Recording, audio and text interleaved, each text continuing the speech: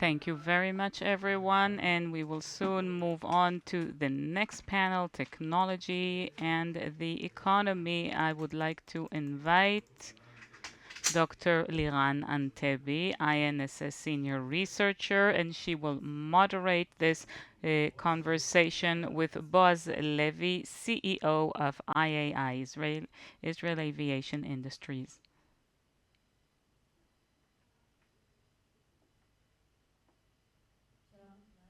Hello, everyone. Thank you for joining us, and I'd like to thank those of you who have remained here with us. I'd like to thank Boaz Levy, the CEO of IAI, for joining us. Your name is a bit misleading, the aerospace industries. It sounds as if you're only up in the air, but you're not only in the air, and you haven't been for a long time. Well, first of all, hello, everyone. It's wonderful to be here. Indeed, the Israeli aviation or aerospace industries, it's in the space, in the air, on the ground, in the sea, and also deep under the sea. And the aerospace industries is a host of solutions in all these areas. So let's take the solutions and contend with the reality in the world over this past year. It's been now more than a year that there's been a war between Russia and Ukraine, and this is a war without any decisive victory. And this has increased the defense budgets of countries that in recent years and decades have diminished these, and even Germany announced that it's going to procure for tens of billions. How does that affect the IAI? Well, it means that we needed to generate a strategic understanding that goes back to the days of COVID, and the initial change in this process occurred already in the days of COVID, and we can see this change still continuing to date. First of all, there's a change in the employment world, high-tech industry. A company like the IAI is a company with 15,000 employees. Out of them, 6,000 are engineers. We're at the forefront of technology in each of these spheres mentioned earlier, and we have the best possible engineers. But let's talk in numbers. And the kind of employer that you are a huge industry that employs not necessarily the employees, only the employees of the IAI, right? Yes, we employ about 50,000 households in Israel every day. We make sure that they have a livelihood through our portfolio of projects. When you look at the IAI, it's a kind of a 20-80, a Pareto industry, 20% Israel and 80% the rest of the world. So this is why your previous question is so relevant to the IAI, which prepared itself in advance and is now looking ahead at the upcoming challenges in the future world of wars. And now, of course, we aren't only involved in the military sphere because much of our activities are related to the aviation field. We convert aircrafts from cargo to passenger airplanes. We also work on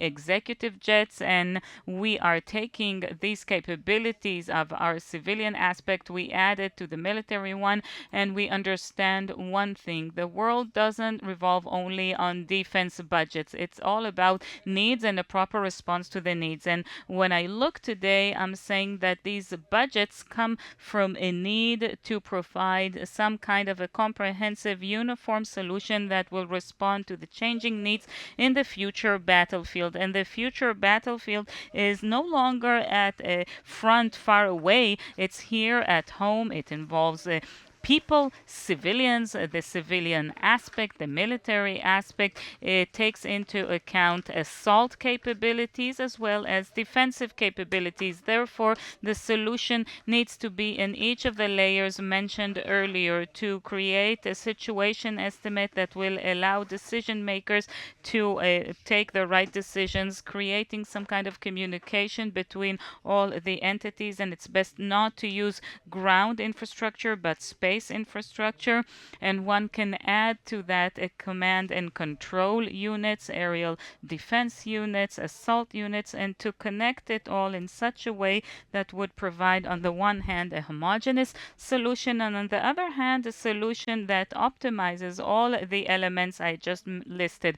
But in order to do that, you need to be at the forefront of so many areas, and we often compete with enemies that take some off-the-shelf solutions solutions, a phone, an engine from AliExpress, connected with some tape, and that's it. Without doing any experiments, they just launch it. So how do we maintain this advantage of ours? Well, I think that the solution lies in vast experience, and I have to say in this forum that the IAI is celebrating its 70th anniversary.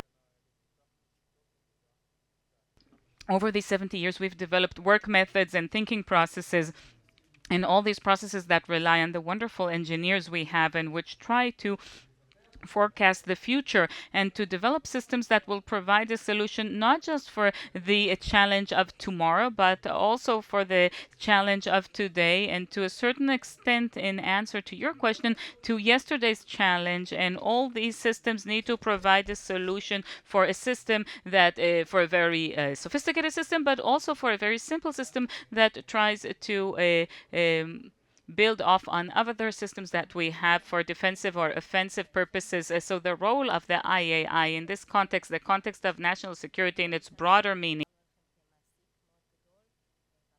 because on the one hand we talked about you as a major employer and the role you have in the Israeli economy, but if you look at things from the context of the international arena, how do you see it and the customers and how they view us? I think that the IAI, like I said, 80% of its activity is from overseas, and we work with a broad variety of customers almost on every point in the globe. There's a certain system of the IAI, and we are active in all these markets. The fact that we are Israelis, the fact that we're here in the Israeli greenhouse with all the or incubator with the better things and the not so good things we have, that helps us think outside the box and come up with ideas, and these ideas are welcomed by our customers all over the world. And this way of thinking, which is outside the box, opens up to us these niches or doors that we would look for in customers all over the world. So thinking outside the box perhaps is your first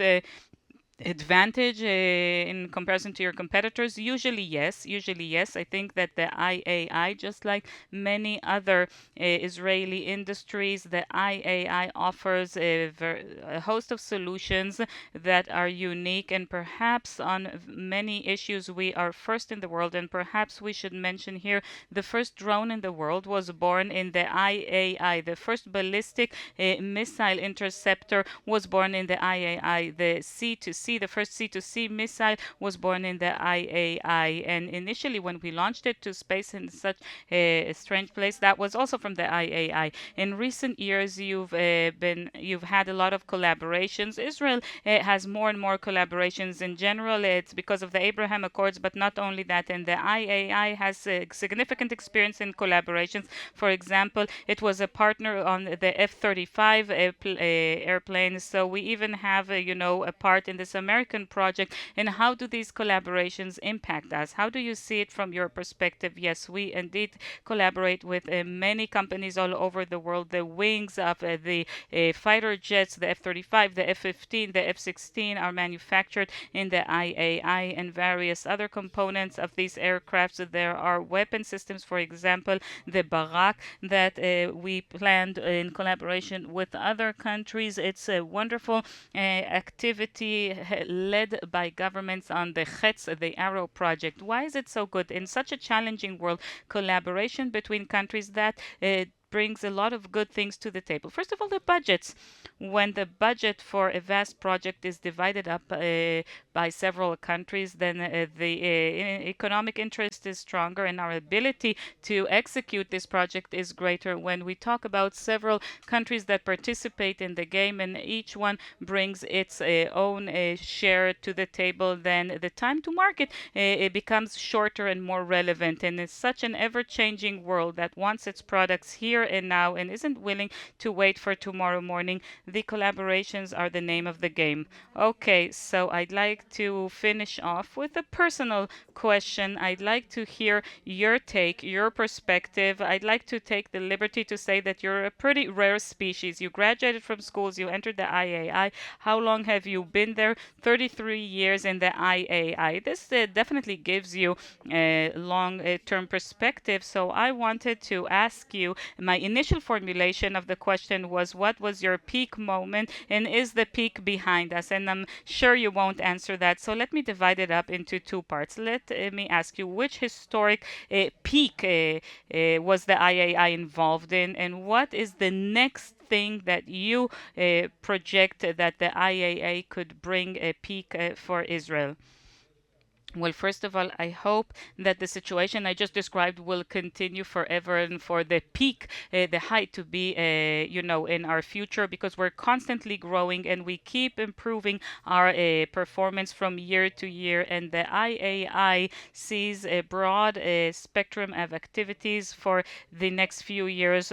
Personally, I did grow in the IAI. I was the chief engineer of the Arrow head, and then I was the head of the Arrow program, and then I led the Barak program, and then aerospace. I covered a very long way until I became CEO. In each of these programs, in each of these projects, I had the privilege to work with amazing people from various industries in Israel, because some of these projects were national projects that gave the power of the state of Israel. As I look towards the next peak is to tie everything up together and to bring systemic solutions, or in our language, the engineering language, the system of systems, because this is the only solution that can work as we look at the needs of this world. And we see that in the world, that those who manage to bring their solutions are those who succeed in the battlefield.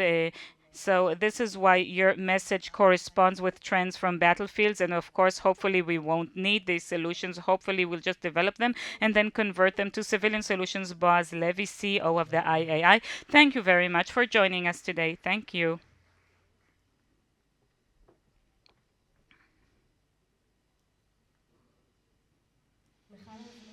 Now I'm delighted to invite the next panel to join me, Yaron Ashkenazi, founding partner at Oz Ventures, Brigadier General in Reserves, Oz.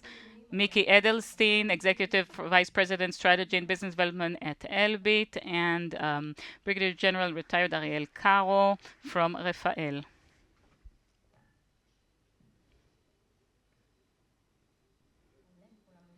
Okay, are you all feeling comfortable? Wonderful.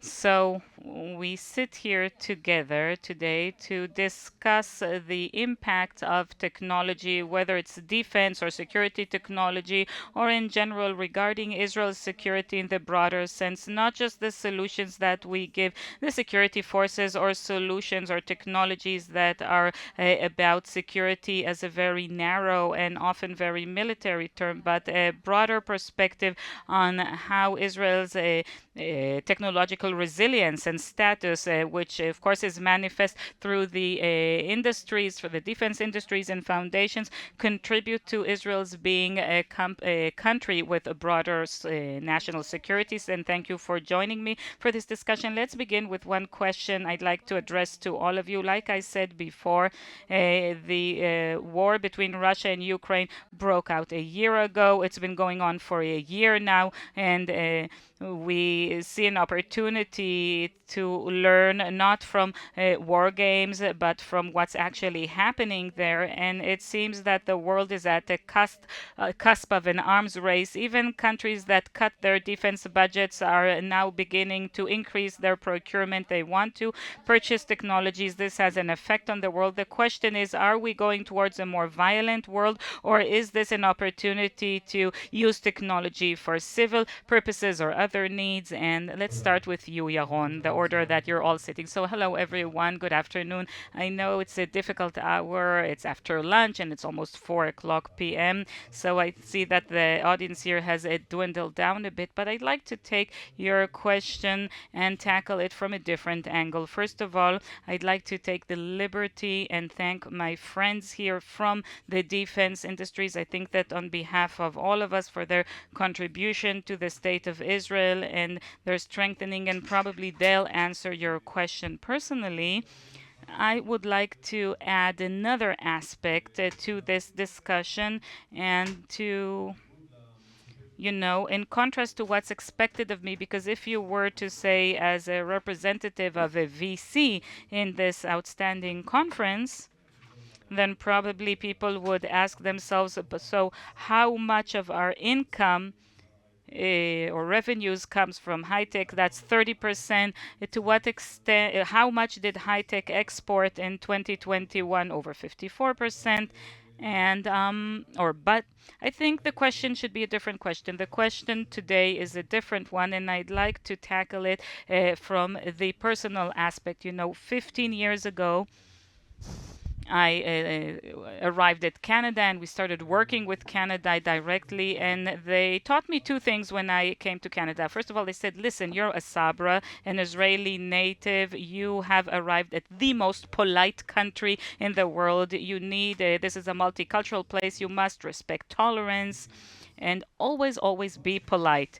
Another thing, I very quickly learned that I couldn't find any translation to the Hebrew word re'ut. I know that some of you hear the simultaneous interpretation, and I'd like to hear from the professional interpreters what is the meaning of the word re'ut. Re'ut is a kind of a friendship, but it's not friendship, it's not brotherhood. We still haven't managed to find a term for it.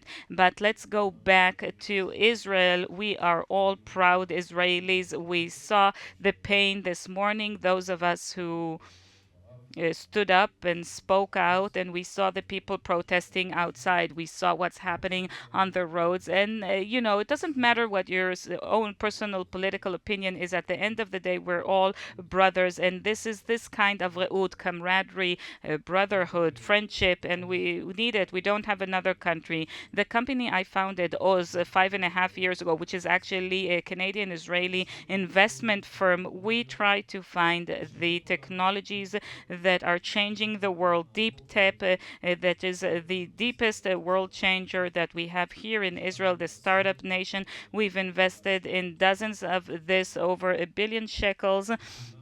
And all of them, and I mean all of them, are technologies of what we call multi-news. That means that they're doing something revolutionary in the defense world. I'm only talking about defense. We're not involved in offense. And they also do simultaneously something which is a game changer in the civilian world. For example, we are capable of designing a face from voice without data in a matter of 3 to 4 seconds. And it doesn't matter if you're speaking Chinese, Hebrew, English, Russian. And could you please explain what we can do with it for people not so familiar, so people here can immediately understand, all the professionals from the security and defense industries, that this is a revolutionary trailblazing tool that can help combat terrorism and crime? So that's one aspect which contributes to the national strength and resilience of Israel and other countries that are other sane countries in the world on the civilian aspect. And we're now trying to prove this. It means you'll be able to detect serious illnesses at an early stage only from a person's voice. The doctor will have a mic on the table, on the desk, or via Zoom, and will be able to send the patient for tests before he receives any other indication for something going bad. So we have one option, technology or even deep tech, that provides two solutions, and also a more a valuable product to those who invest in it. Now let's move on to Miki Edelstein from Elbit. Maybe you can tell us how things look like from your perspective. Look, as we look at the Russia-Ukraine war, we can see the ramifications of that war in recent months. And in every discussion we are invited to, especially in Western European countries, and of course you rightfully mentioned the great increase in defense budgets. And let me talk about two issues that their premises, their basic assumptions change, and they say this very boldly, bravely, and sincerely. They were sure that they will be in a war for 3 or 5 years. They said that they thought they would have early warning, 3 or 5 years of early warning, and now they said we've come back to a situation that wars surprise us, because their entire take on force buildup was that they have time. One of the interesting things that happened in Europe was the almost complete disappearance of defense industries in different issues. For example, armament and ammunitions. They hardly have any facility facilities. And one of the implications is now they want to re-establish these things and accelerate their procurement. We, of course, can see it. We experience this in our conversations with the different countries. Another thing, and this is something one of the chiefs of general staffs told me, and a minister of defense we met with in one of the Western countries, and he said cyber doesn't cross the river. And I asked, what do you mean? He said, we were sure that we are going to keyboard wars, but that's not the case. We still need the old-fashioned. The keyboard doesn't allow them to cross the river. It's not enough to have a keyboard to cross the river. And I said, you know what? Don't underestimate. It's a very important dimension. It's one of the war dimensions of warfare. This is how we consider it in Israel, but I also understand their perspective that war is actually an aggregate of different warfare dimensions, and they are going back to procurement, procuring some of these things in different areas, you name it. Of course, artillery, air, rockets, etc., going back to basics. Yes, definitely in many of the cases we're talking about going back and increasing or enlarging their militaries, and that's related to your question, and that's the third thing we hear from them. We have gone back to the paradigm that a strong military gives you peace and security. That's a point, and we can look at Germany that all of a sudden set a goal to establish 2 new divisions in a matter of 2 years, and in other countries they have set some very big challenges from themselves when they come to us with procurement demands. It's also very challenging, but there's tremendous potential. So one of the things is that security power gives you peace and quiet. And security. Ariel, Karo from RAFAEL, what's your perspective? Do you experience this similarly or differently? Well, in principle, I think that the greatest change.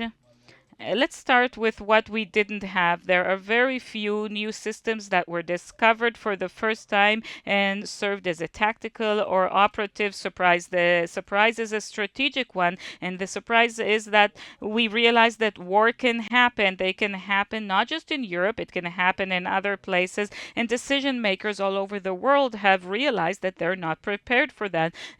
Conceptually, technologically, and with respect to force design, they're not prepared. So the Israeli companies, and since we live in a very regularly challenging environment, and we have a very unique ecosystem of a connection between people from the security industries or former members of the security industry like Miki and myself, with industry and academia, and the ability to create shorter cycles. Our solutions are more practical, quicker, and they give a significant technological edge that some of our colleagues don't have. And when they want to close gaps, they understand that the force multiplier is Israeli technology. Another thing we know, and I think all the defense industries in Israel, and perhaps RAFAEL is an excellent example of that, we know how to take our defense experience and to translate it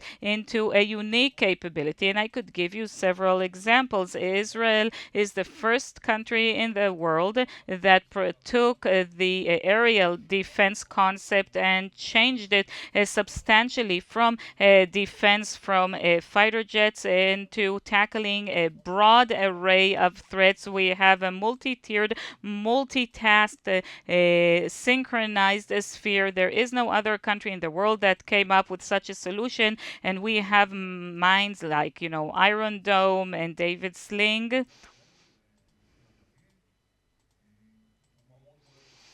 That's a very good example for that. Another good example is the realization that you cannot maneuver in the modern battlefield if you do not protect your tank chains. And to take an example that is unimaginary, that those who will fire at the tank, you need to protect the people and you give them back the maneuvering capability. And this is the same with accurate munitions, precise munitions in an area without GPS. This is a major quantum leap that integrates a different way of thinking and different way of designing, and we are protecting our homes. And this is why when we get to the market, we are more advanced than most of our international competitors. Where in the INSS, we often talk about technological projections and an attempt to look at the future battlefield that's made up not just of technology, of other questions as well. And I'm going to ask each of you from your positions, and let's hold a short round. What do you think is the next thing? Which technological field, which Israeli means that are already used or being developed, attract your attention when you are in an interface with the world? How do you see that? So let me just say that our dimension in the discussion here, let's shed some light on the subject of the business organizations and investment funds and how these contribute to our national security and national resilience. We work in collaboration with Mafat, and through Mafat, other defense facilities and companies in Israel, and including the one sitting here. And our goal is to identify where there are ebbs, to see where there are necessities, and then to look into the business civilian world. Are these solutions necessary?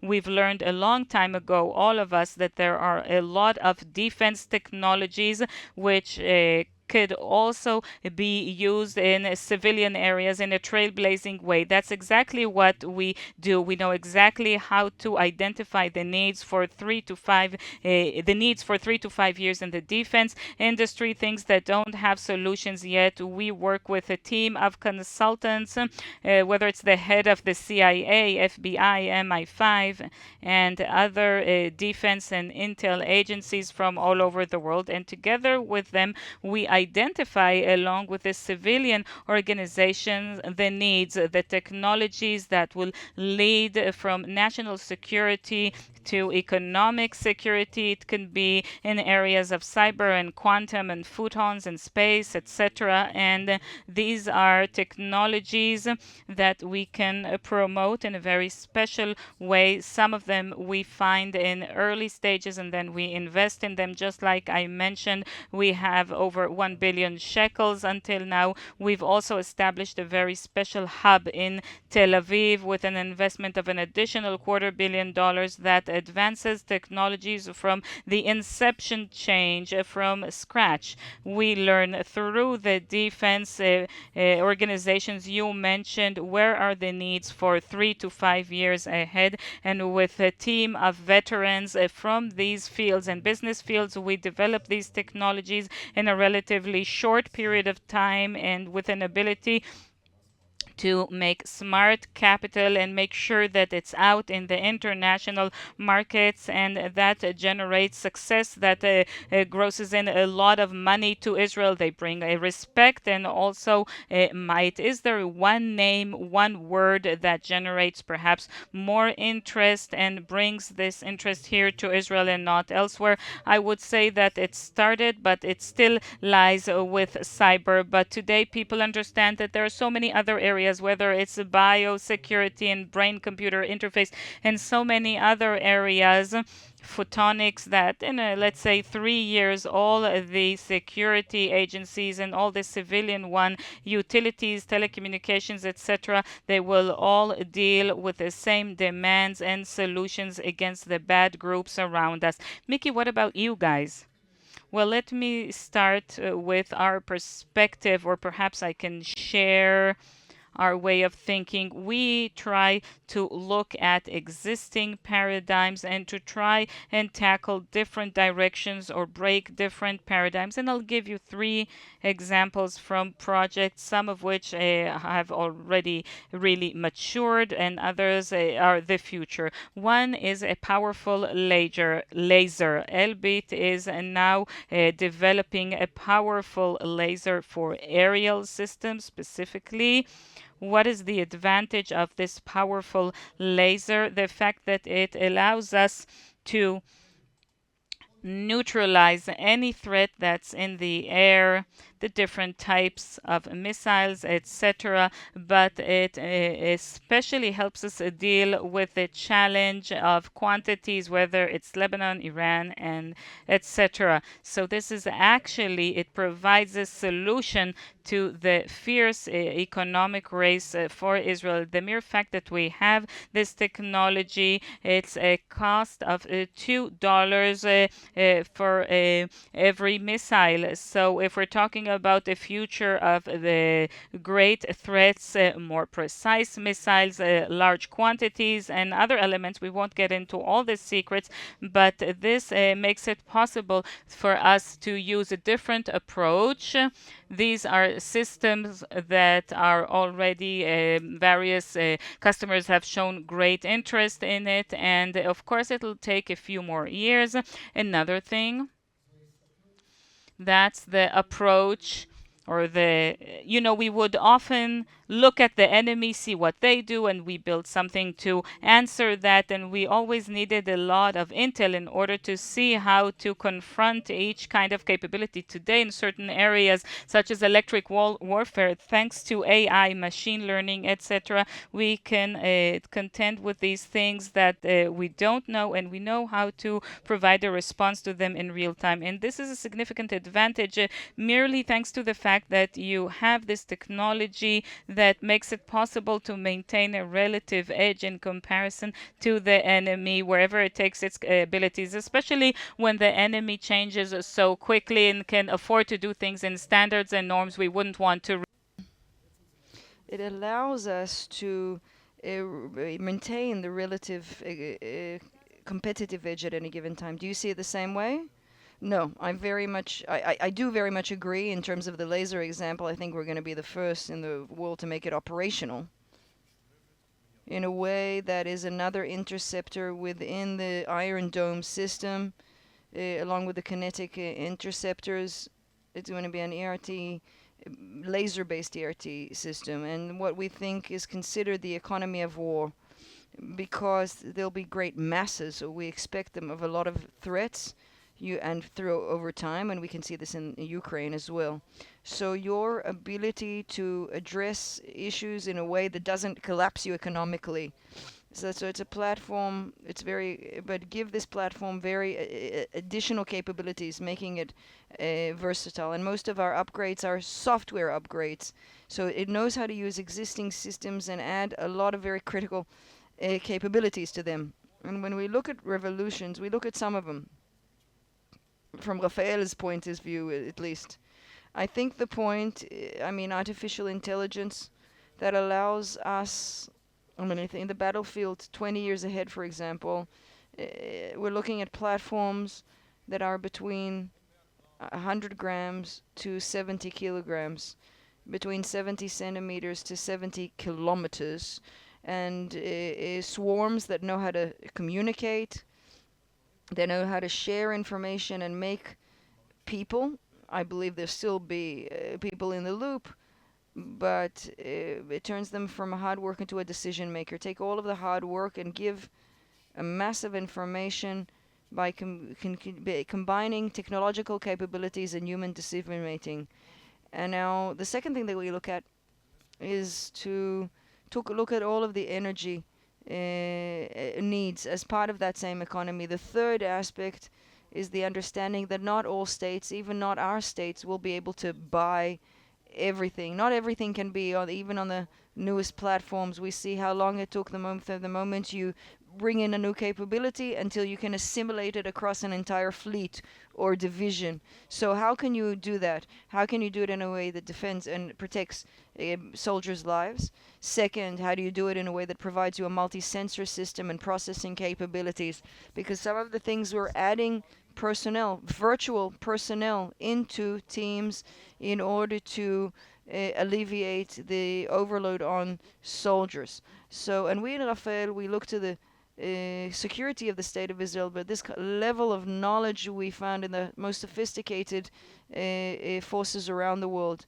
And I think that we are pioneers, not only in the way that we think, but in terms of the system architecture That is our system, and some of the most, biggest conglomerates in the world don't have that. We have to conclude, so I'm gonna steal time for one last question and just one answer to give me, please. Outside, when they look at us, look from the outside in on Israel, what are the great advantage that they see we have, and what should we do in order to strengthen it? What is the advantage we have, and are we there? Our national advantage, our security advantage, are in the offensive skills that we have that have become sadly necessary for our national security. But the national security of the state of Israel is also based on pioneering defense capabilities, abilities that can be maximized and bring them to the civilian world and make Israel's security better. And I think that it's very clear to us after today that social stability also brings economic stability. Economic stability is an inseparable part of our national resilience. I'm going to quote Chief of General Staff from a big island country that said that we like the Israeli products because they're relevant, because they're creative, because Israelis allow us to maintain our relative advantage versus other states, and we couldn't do it ourselves creatively the way that you Israelis do. But I do want to expand on one point in another sort of issue, but I really want to say this. And I'm saying this on behalf not only Elbit, but all of the security forces, over 100,000 households. This is one of the only industries in Israel where it's not just an issue of cyber. I mean, we deal with cyber, but it also allows a large part of the general public that is not so great at algorithms and computational maths to get work, to get employment. We sometimes forget that aspect, but it's a very important aspect as a foundation for our work, and it's important for all of Israeli society in the center of Israel and in the periphery. Ariel, do you give us a last line before they evacuate us out of the... I think one of our unique qualities is thinking outside the box and translate that into products, and very practical products that meet the schedule and can bring products to the clients that they need, not just that they want, but that they need. And thinking outside the box, and I'll just give you a tiny example. One of our clients, we presented to them one of our solutions, and he said, my scientist said that it's against the laws of physics. And we said the laws of physics for us is just another project obstacle to overcome. Okay, that made me smile. Thank you very much to all you 3 speakers for joining us. And